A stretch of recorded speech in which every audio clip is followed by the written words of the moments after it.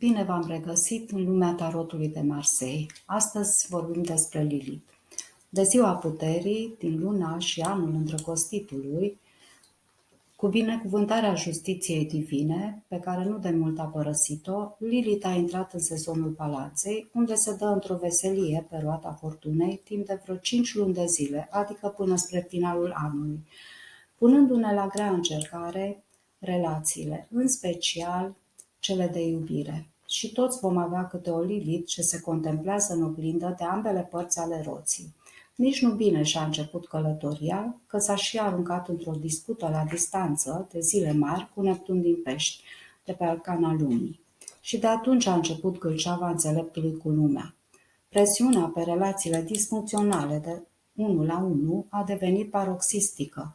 Apele emoționale au dat în clocot și capacul de pe oala cu ciorba gătită la comun a sărit în aer.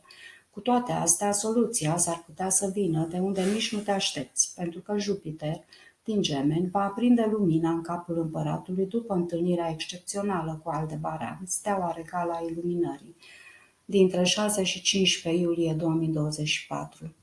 Așa că lucrurile se vor întoarce, măcar pentru o vreme, pe un făgaș mai binevoitor și mai ușor de înțeles. Lilith este vedeta acestei vieri fierbinți, în care multe cupluri se simt sub un puternic și irezistibil asalt emoțional. Pe unele le reunește în extaz, pe altele le separă în furie.